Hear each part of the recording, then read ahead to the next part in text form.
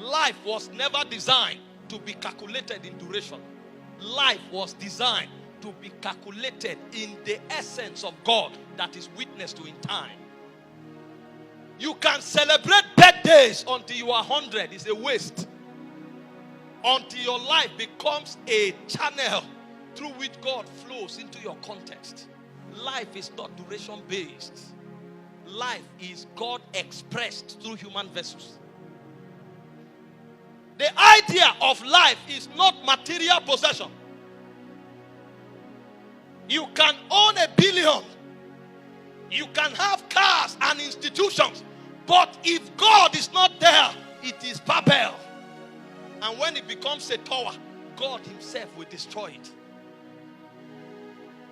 Everything we have is a tool for advancing divinity.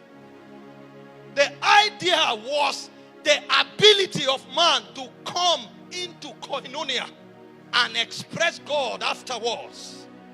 So when we look at men, what we should trace is the dimension of God that they carry. Man has no identity in Zion except as he becomes an expression of a dimension of deity. So if you study Hebrews chapter 11, he didn't remember what they had in time. Noah created an ark that was to save the whole world. It was not captured in the Chronicles of Zion. When the records of Noah's life were written, he said when God spake, Noah moved with reverence. So the fear of God in the life of Noah was the channel for communicating God. That was the only thing that crossed into eternity. The gifts of the Spirit that Noah had were not written in eternity. It is not needed there. Because eternity is a realm of perpetual continuum. You don't need word of knowledge. Noah built an ark for 100 years. And everything Noah built, he saw it in the Spirit. But that was not written. The only thing that was captured was the fear of God.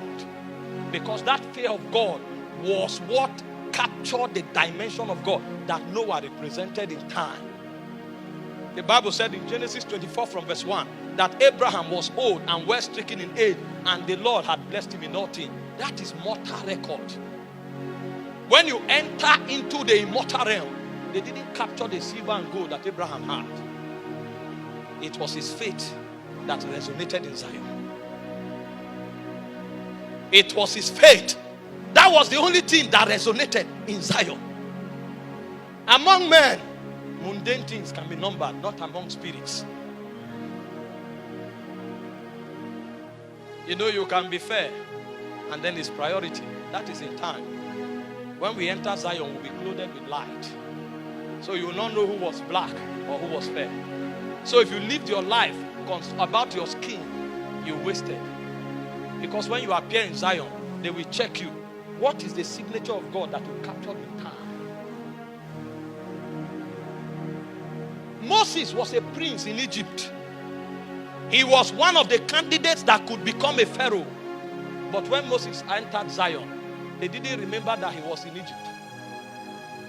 The only thing that was captured was that he saw him that was invincible. And when he was come of age, he refused to be called the son of Pharaoh's daughter, choosing rather to suffer affliction with the people of God than the pleasures of Egypt, which is for a season, because he saw him that was invincible.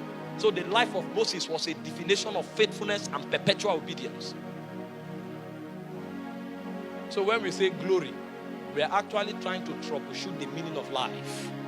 He said, for all have sinned and falling short of the glory of God. That means the glory of God is what defines life.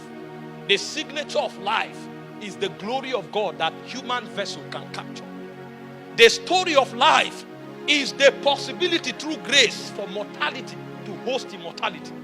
The story of life is the possibility through the wisdom of God for mortals to be able to host deity, and they can communicate him in this realm.